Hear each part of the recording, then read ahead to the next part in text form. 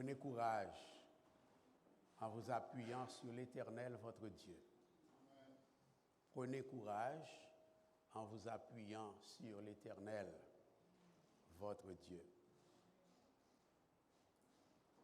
C'est le titre du message de ce matin. Il est tiré, comme vous l'aurez remarqué, du verset 6 à la toute fin. Le texte nous dit que David reprit courage en s'appuyant sur l'Éternel, son Dieu. Il arrive parfois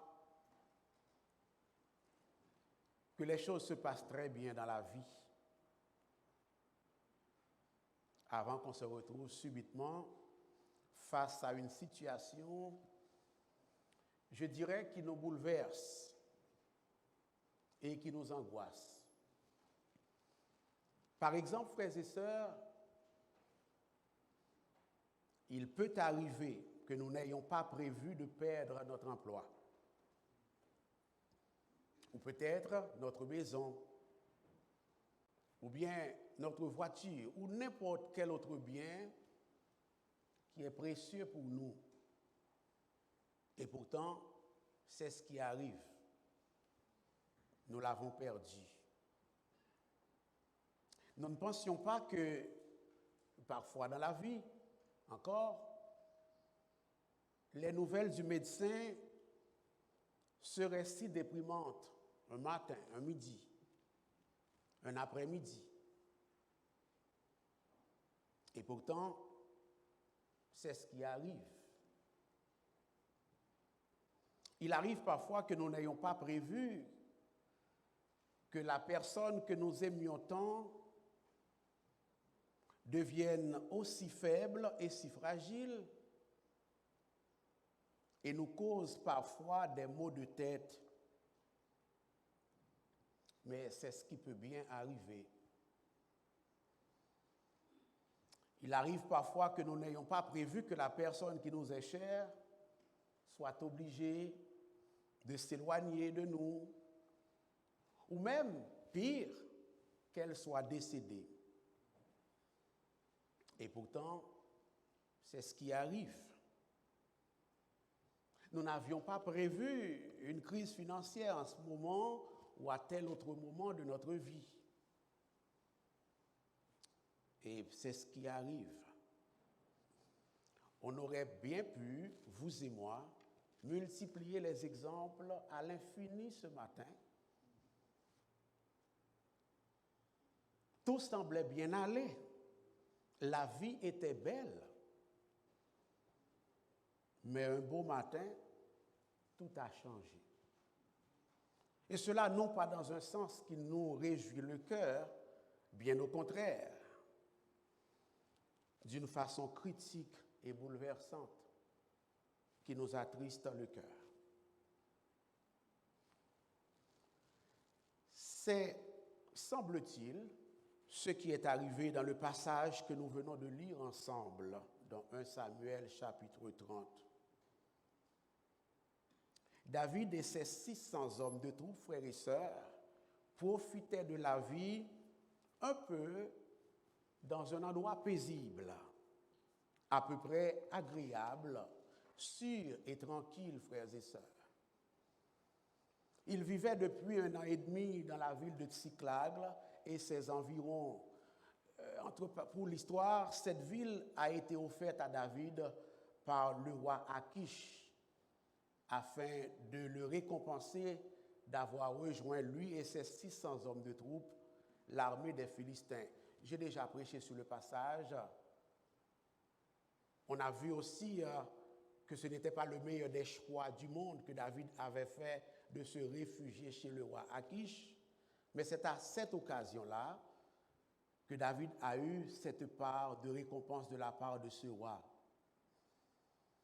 La ville de Tsiklag, c'était une ville située à l'extérieur de la région de Juda, de sorte que David et ses hommes, ils n'avaient pas à se soucier du roi Saül qui les poursuivait, comme vous le savez, et dans le but de les tuer, frères et sœurs. Cependant, Alors que David et ses hommes partaient s'occuper de certaines affaires à une centaine de kilomètres de chez eux, le texte nous montre que les Amalécites, qui étaient des ennemis jurés d'Israël, en ont profité pour s'introduire dans les environs de la ville de Tsiklag. Ce faisant, ils ont pillé la ville et ils l'ont brûlée complètement. Pour mettre le comble à leur forfait, ils ont capturé les familles, dont celle de David, et ils ont ramené tout le monde dans leur région d'origine. Tout ce qui était jusque-là hors de danger pour David et pour ses hommes avait donc disparu subitement, un matin. Leurs femmes, leurs enfants, leurs maisons, leur bétail, leur argent, leurs biens, tout cela a disparu. Les versets 4 à 6 du texte nous décrivent les émotions que chaque homme a vécues dans ces circonstances difficiles, quand ce qui avait commencé comme un jour normal, un jour comme tous les autres jours, est soudainement devenu un jour d'angoisse. Ce fut un jour de désastre. Ce fut un jour de chagrin, un jour de pleurs, un jour de colère, un jour d'amertume. Le cœur de chacun avait été déchiré lorsqu'ils s'étaient rendus compte, frères et sœurs, que ceux qu'ils ont aimés et chéris, et ce pourquoi ils ont travaillé dur pendant des années, avaient complètement disparu, frères et sœurs. Le texte nous montre que face à ce désastre, face à cette tragédie, certains hommes ont conspiré pour se révolter contre David parce qu'ils tenaient David pour responsable de ce qui venait de se produire. Ils étaient en colère contre David au point qu'ils voulaient le lapider, nous dit le passage. Ils reprochent à David de n'avoir pas laissé suffisamment d'hommes sur les lieux en prévision de l'invasion ennemie, c'est-à-dire de l'invasion des Amalécites, frères et sœurs. Toutefois, par la grâce du Seigneur, David a tenu bon. Devant ce qui semblait être une défaite dans sa vie, David a su tenir bon, frères et sœurs, car il savait au tréfonds de lui-même que Dieu pouvait agir à n'importe quel moment pour transformer ce qui semblait être une défaite en victoire, frères et sœurs. Le texte nous le montre au verset 3 à 4, quand il nous dit « David et ses gens arrivèrent à la ville, et voici, elle était brûlée. Et leurs femmes, leurs fils et leurs filles étaient emmenés captifs. Voici où David a tenu bon. Alors David et le peuple qui était avec lui élevèrent la voix et pleurèrent jusqu'à ce qu'ils n'eussent plus la force de pleurer. » Mais regardez le verset 6. David fut dans une grande angoisse, car le peuple parlait de le lapider. Mais David reprit courage. C'est ce que j'appelle que David a su tenir bon. David reprit courage en s'appuyant sur l'Éternel, son Dieu. David pleure. C'est parfois légitime de pleurer. Ce n'est pas toujours un manque de foi de pleurer, d'accord? David souffre. David est angoissé. Mais David reprit courage en s'appuyant sur l'Éternel, son Dieu, à savoir l'Éternel des armées. Ai-je besoin de vous dire, l'Église du Seigneur, que cette attitude que David a gardée ici est la même que le Seigneur veut que nous gardions lorsque la vie semble vouloir nous balloter de tribord à bord? Lorsque nous souffrons, lorsque nous venons de vivre une pandémie, nous avons vu beaucoup de gens souffrir dans notre entourage, immédiat ou un peu plus éloigné. Nous en avons nous-mêmes souffert d'une manière ou d'une autre. Lorsque nous sommes pris au dépourvu, lorsque nous souffrons, frères et sœurs, lorsque tout à coup nous sommes face à une situation qui nous semble désespérée, frères et sœurs, notre Dieu, celui qui nous a choisis pour être ses enfants bien-aimés, celui-là qui vit en nous, celui qui nous donne la vie éternelle, il veut nous voir reprendre courage en nous appuyant, non pas sur nos contacts, non pas sur nos relations, non pas même sur notre santé, non pas sur nos moyens, mais en nous appuyant sur l'Éternel des armées, notre Père, frères et sœurs. David reprit courage. Il reprit courage en se rappelant la bonté et la fidélité de son Dieu. Le serviteur de Dieu était fatigué, David était épuisé, David était horrifié par l'idée de se faire lapider par le peuple. David était inquiet pour sa famille, David était inquiet pour l'avenir. Mais David a repris courage. Il s'est tourné vers l'Éternel, le Dieu du buisson, le Dieu de la création, le Dieu d'Abraham, le Dieu d'Isaac, le Dieu de Jacob, votre Dieu, le Dieu des promesses et de toute consolation, frères et sœurs. Et ça a fait toute la différence dans la situation que David vivait, frères et sœurs. David a dû prendre un moment pour se rappeler que jamais Dieu ne délaisse ceux qui se confient en lui.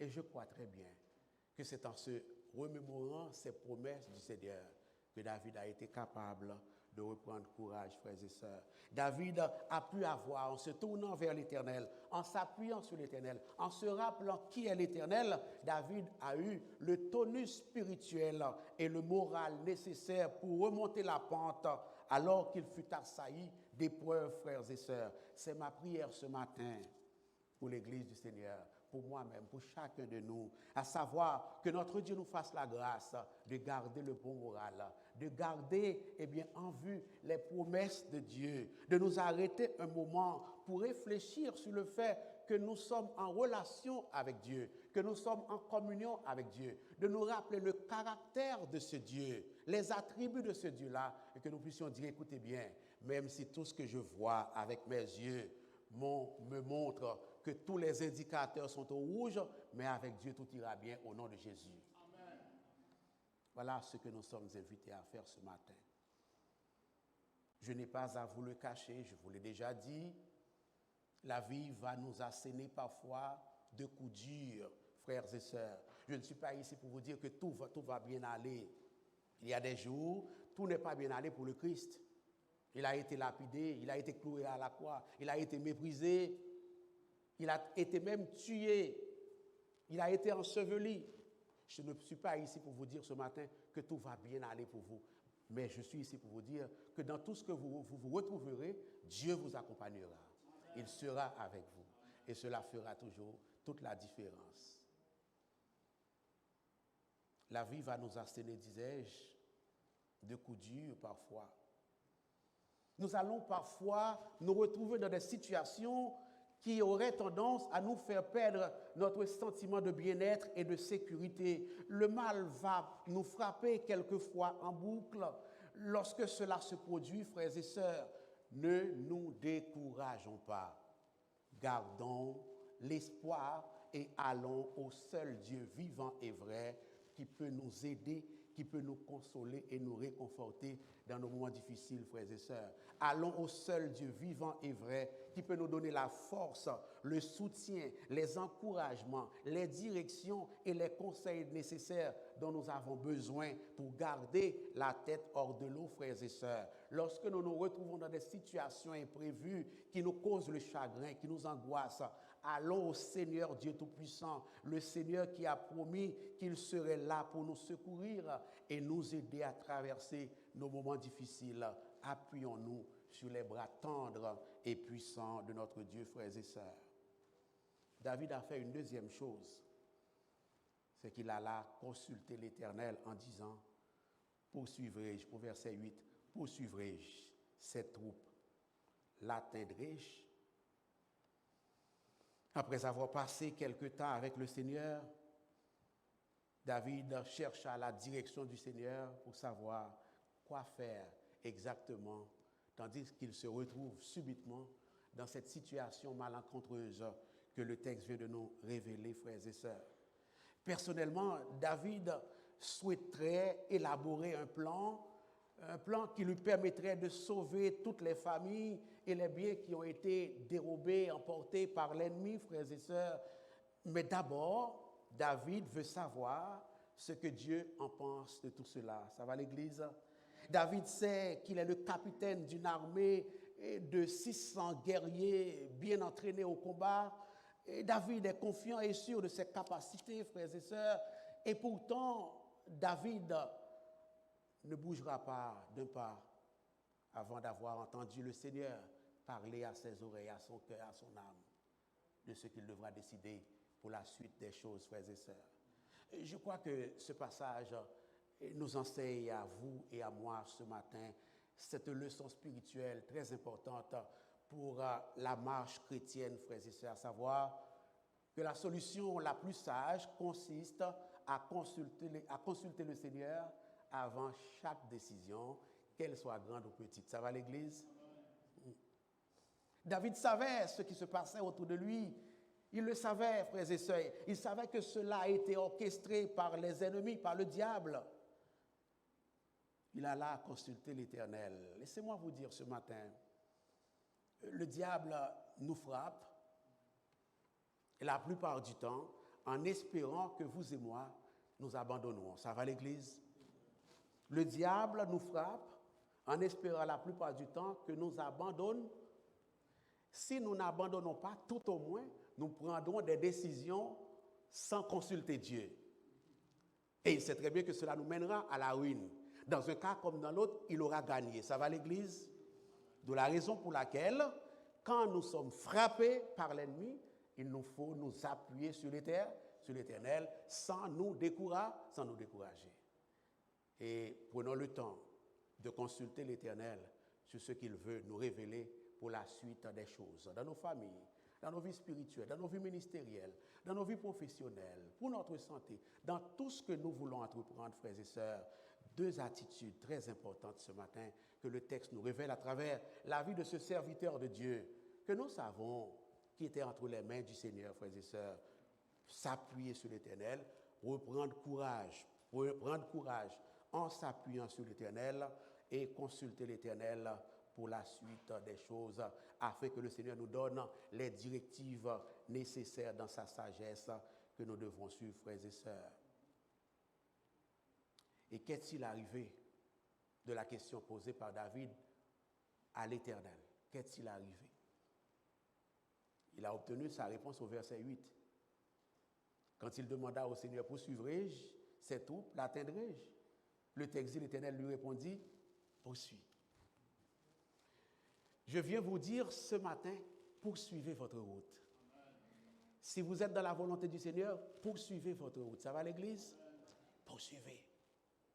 Poursuivez, avancez, marchez. Si vous êtes certain d'avoir consulté l'Éternel, avancez. Quoi qu'il arrive, quoi que vous voyez. Le Dieu qui vous dit d'avancer, de poursuivre, il ne vous abandonnera pas. Il sera avec vous, frères et sœurs. Je crois que c'est tout ce dont David avait besoin. De la provision de l'assurance, de la provision de la motivation pour avancer dans cette situation ténébreuse dans laquelle il s'est trouvé, frères et sœurs. Et David et 400 hommes de troupes sont partis. Nous l'avions lu ensemble. Je n'aurai pas à faire l'exégèse du texte, ça sera trop long. Je préfère vous résumer l'histoire. Nous venons de le voir. Chemin faisant, David partit avec 400 hommes de troupes. Il rencontre un Égyptien mourant. À partir du verset 7. Au lieu de simplement contourner cet homme, la Bible nous dit qu'ils se sont arrêtés et ils ont sauvé la vie du pauvre homme qu'ils ont rencontré sur leur route. Ils lui ont donné de l'eau, de la nourriture. Ils ont attendu jusqu'à ce qu'il soit capable de parler aussi. Et David s'est rendu compte, frères et sœurs, que ce n'était pas une rencontre comme ci, comme ça. Ce n'était pas une rencontre au hasard. C'était dans le plan de Dieu que David rencontre cet homme, frères et sœurs. La rencontre que David fit de cet homme, de ce pauvre homme, eh bien, était dans le plan de Dieu. C'était un moyen, un outil, un instrument dont Dieu allait se servir pour, eh bien, accorder la victoire à son serviteur, frères et sœurs. Le Seigneur les conduisait dans le bon sens, comme il le fait toujours et parfaitement bien, frères et sœurs. Le Seigneur donnait à David les informations vitales dont ils auraient besoin pour sauver sa famille, frères et sœurs.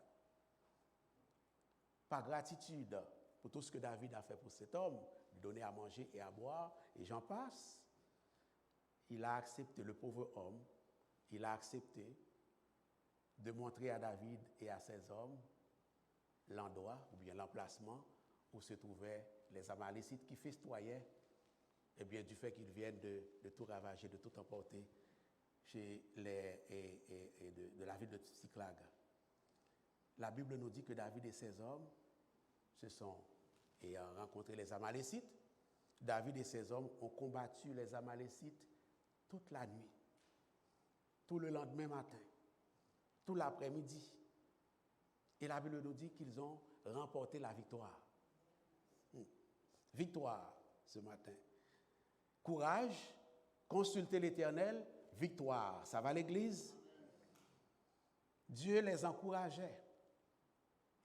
Dieu leur montrait la voie. Dieu leur fournissait les informations nécessaires pour atteindre leurs ennemis, frères et sœurs. L'Éternel protégea David.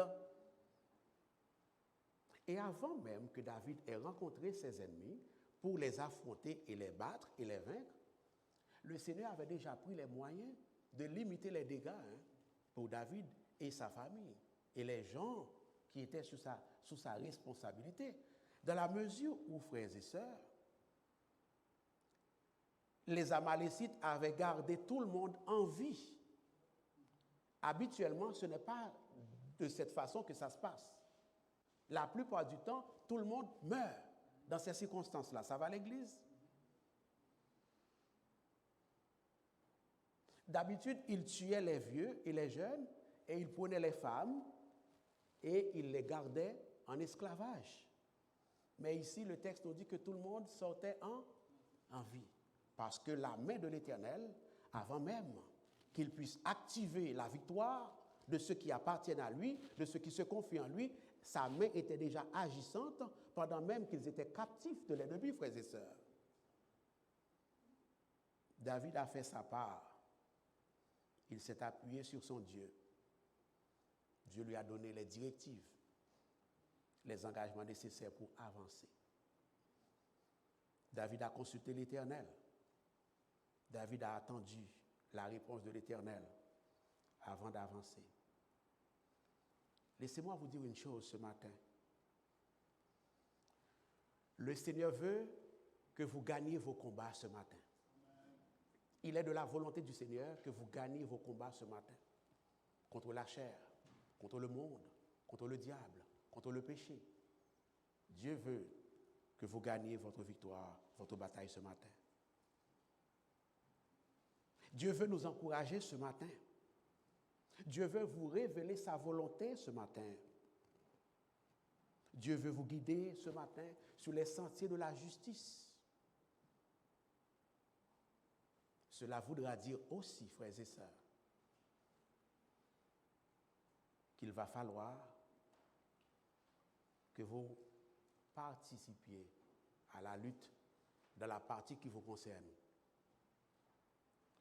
Ne serait-ce que en restant dans votre position de serviteur, ne serait-ce qu'en restant soumis au Seigneur, ne serait-ce qu'en restant à l'écoute du Seigneur, ne serait-ce qu'en prenant l'habitude de consulter le Seigneur dans vos luttes, dans vos combats, ne serait-ce qu'en vous appuyant non pas sur vous-même, mais sur le Seigneur. Voilà votre part du contrat ce matin, frères et sœurs. Les batailles seront gagnées ensemble dans la prière ce matin.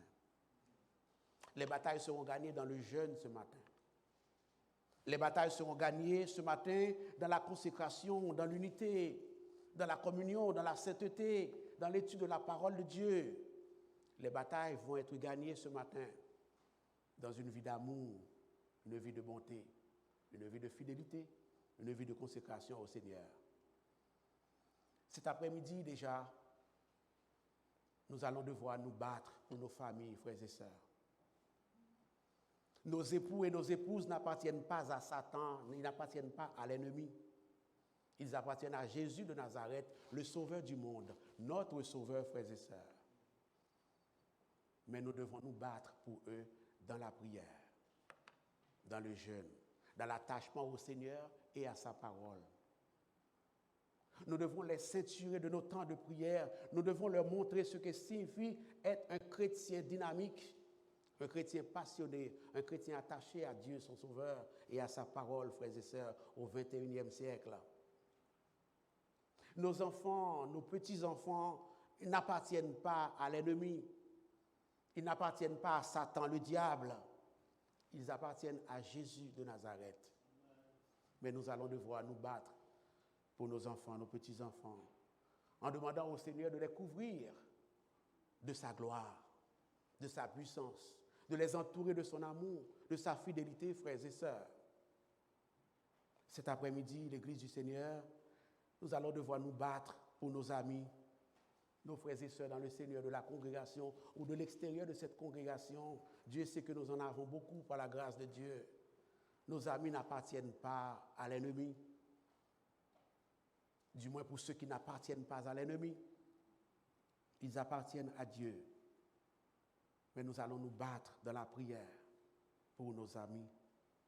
Nous allons devoir les encourager à s'attacher jour après jour davantage à la parole de Dieu. Nous allons devoir leur pardonner et être patients avec eux. Nous allons devoir prier et jeûner pour eux, frères et sœurs, afin que l'ennemi ne puisse les terrasser. Cet après-midi, nous allons devoir nous battre pour nous-mêmes. Notre propre santé physique, notre santé mentale, notre santé spirituelle, notre santé émotionnelle, affective. Le diable est prêt à nous attaquer comme il a attaqué David et son peuple, ses hommes et leurs familles. Le diable est prêt à tenter de nous enlever, si cela était possible, la joie de vivre, frères et sœurs, la paix que Dieu nous donne, la tranquillité, le repos que Dieu nous donne, notre capacité à louer notre Dieu, particulièrement dans les temps difficiles. L'ennemi tentera d'enlever ces choses de nos cœurs. Nous allons devoir prier que l'ennemi ne puisse voler notre joie ce matin. Nous allons devoir prier que l'ennemi ne puisse voler notre bonheur ce matin à Jésus-Christ, notre disposition, notre passion, notre envie d'adorer le Seigneur ce matin, frères et sœurs. Nous devons prendre le temps d'être encouragés par le Seigneur et dans le Seigneur en nous appuyant sur le Seigneur. Ça va l'Église? Quand la vie nous assomme, rappelons-nous que le diable est un menteur. Le diable est un voleur. Il a déjà fait ses preuves. Il a fait ses preuves en Éden. C'est un menteur, c'est un voleur. Et aussi c'est un meurtrier. Il n'a rien de bon chez lui. Tout ce qu'il veut, c'est la destruction, c'est l'angoisse, c'est le désastre, c'est la malédiction. Dieu merci, nous avons un Dieu fidèle, tout-puissant, merveilleux, sur qui nous pouvons compter en tout temps, frères et sœurs. Le Jésus qui est mort sur le bois du Calvaire, qui est ressuscité, il est le même qui puisse nous aider à susciter un réveil autour de nous, dans nos maisons, dans notre église, dans nos familles, à condition que nous nous reposions sur lui, frères et sœurs. À condition que nous lui fassions confiance, une pleine et entière confiance, frères et sœurs. C'est ce que je veux pour vous et pour moi cet après-midi. Puissions-nous nous appuyer sur notre Dieu. En terminant, laissez-moi partager avec vous ce magnifique cantique de Katharina von Schlegel. Je veux le partager parce que, en préparant le message aujourd'hui, cette semaine plutôt, j'ai réalisé que ce chant illustre fort bien l'espérance chrétienne dans la consolation divine, quand cette servante du Seigneur nous dit à travers ce chant qu'elle a composé « Calme-toi, mon âme, le Seigneur est avec toi ». Ça dit beaucoup, frères et sœurs, pas vrai? Amen. Calme-toi, mon âme, le Seigneur est avec toi. Qu'est-ce qui vous fait souffrir ce matin? Quelle est l'origine de votre souffrance? Quelle est la nature? Quelle est l'intensité de votre souffrance ce matin? Je ne le sais pas. Et à l'avoir su, je n'aurais été capable de rien faire. Parce que je suis un être fini comme vous. Je suis autant limité que vous. Mais sachez que quelle qu'en soit l'origine ou la nature ou l'intensité de votre souffrance, dis à mon âme, à votre âme, calmez-vous, calme-toi dans le Seigneur. Supporte patiemment la croix du chagrin, dit la servante du Seigneur, ou de la douleur. Laisse à ton Dieu le soin d'ordonner et de pouvoir, frères et sœurs. Tout peut changer, mais notre Dieu reste le même à la gloire de Dieu. Calme-toi, mon âme, ton ami céleste, à travers les épreuves, te réserve une fin heureuse. Le croyez-vous, l'oratoire, peuple du Seigneur? Amen. J'y crois profondément. J'ai vu mon père, j'ai vu ma vie, j'ai vu la vie de mon épouse. Parfois, nous en allons dans la Bible pour voir la vie d'hommes et de femmes de Dieu qui ont remporté la victoire à la suite des temps d'épreuves extraordinairement difficiles à supporter. Combien de fois nous en avons dans notre entourage au XXe siècle, là, dans l'actualité de notre vie? Combien de fois nous en avons d'excellents, de grands témoignages de la manière dont Dieu a utilisé son bras puissant, sa main agissante pour délivrer ceux qui se confient en lui, frères et sœurs? Ce n'est pas toujours obligatoirement d'aller voir ce que Dieu a fait pour Israël devant la mer Rouge. Dieu a déjà transplanté des montagnes devant toi. Prenez le temps de vous rappeler ces choses pour pouvoir avancer avec le Seigneur pour la suite des choses. Calme-toi, mon âme, ton Dieu est à l'œuvre. Ce n'est pas mes paroles, c'est les paroles de Katharina von Schlegel. Calme-toi, mon âme, ton Dieu est à l'œuvre pour diriger l'avenir, comme il l'a fait dans le passé, l'oratoire. Ça va? Amen. Le croyez-vous, frères et sœurs? Amen. La journée où nous le croyons, ça va faire toute la différence dans nos rapports avec Dieu, dans nos rapports avec les autres, dans nos rapports avec les temps difficiles, frères et sœurs. Ne laisse rien ébranler ton espérance. C'est ce que David a fait. Ne laisse rien ébranler ton espérance ce matin, cet après-midi. Rien, plus rien. Ne laisse rien, j'ajouterai, ni personne ébranler ton espérance. Parce que ton espérance est certaine et véritable, parce que ton espérance vient d'un Dieu fidèle et fort, frères et sœurs. Calme-toi, mon âme. Tout ce qui est maintenant mystérieux sera dévoilé à la fin.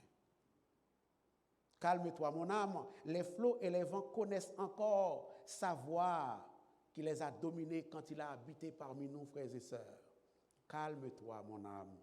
L'heure approche à grands pas où nous serons pour toujours avec le Seigneur. Là, il ouvre une perspective vers l'eschatologie, frères et sœurs. David a gagné. David a remporté la victoire sur les Amalécites. Quand les Amalécites festoyaient, ils croyaient tout fini pour David. Dieu a renversé les circonstances et Dieu a replacé les choses. Dieu a remis les pendules à l'heure pour son peuple, pour son serviteur. Mais savez-vous quoi? La plus grande victoire, la victoire la plus importante qu'un homme ou une femme, qu'une église, qu'un peuple puisse remporter, c'est la victoire que le Fils de David nous a donnée, à savoir la victoire sur le péché, la victoire sur la mort, la victoire sur le diable. Pas vrai, frères et sœurs? c'est beaucoup, c'est quelque chose que Dieu puisse donner la victoire, temporelle, physique, visible, terrestre, à son peuple, à David. Mais savez-vous que cette victoire anticipait, annonçait, pointait vers la victoire que le fils de David allait donner quand le royaume de Dieu est venu en sa personne, quand il a enduré le calvaire pour mourir au bras du calvaire? Que c'est merveilleux, frères et sœurs, de nous savoir sauvés, de nous savoir possédant la vie éternelle en Jésus-Christ. Je m'imagine que David était content, et son peuple, d'avoir tout ramené au bercail, tout ce qui a été confisqué, emporté. Savez-vous que la gloire de Dieu que nous avons en Éden, qui était perdue, le Christ l'a ramené comme David a ramené les biens? Vous le savez, frères et sœurs? Mais oui, David a restauré la gloire de Dieu dans notre vie. La gloire de Dieu rayonne dans notre vie. Mieux encore, Dieu habite dans notre vie par le truchement du Saint-Esprit de Dieu. Nous sommes dans la joie ce matin. Ce que Dieu nous donne en Jésus-Christ est au-delà de ce qu'il a donné à David et à son peuple. Dans la mesure où ces biens que David a ramenés, ces familles que David a ramenées sont passées maintenant. Tandis que la vie que Dieu nous donne avec lui ne passera jamais, car il s'agit d'une vie éternelle, et en qualité et en quantité, frères et sœurs. Une vie qui va, un bien qui va au-delà des épreuves que nous pouvons rencontrer aujourd'hui. Quelle doit être notre joie et aussi notre reconnaissance envers notre Dieu qui nous a donné un bien si précieux, frères et sœurs. Un bien qu'aucun homme ne peut acheter, peu importe la quantité de sous, même s'il serait multimilliardaire. Le Christ nous le donne par sa mort. Puissions-nous nous rappeler du grand sacrifice du Christ qui est mort pour nous et vivre dans la reconnaissance, dans l'amour, en retour à l'amour que Dieu a manifesté pour nous en Jésus, dans la reconnaissance à ce grand amour dont il nous a démontré à la croix en portant nos péchés sur ses épaules, frères et sœurs. Lui seul pouvait porter nos péchés. N'eût été lui, nous serions encore dans la misère profonde du péché, de l'ignorance et de la désolation, frères et sœurs. Ce que personne n'a été capable de faire, Christ l'a fait. Béni soit l'Éternel. Soyez bénis à la gloire de notre Dieu.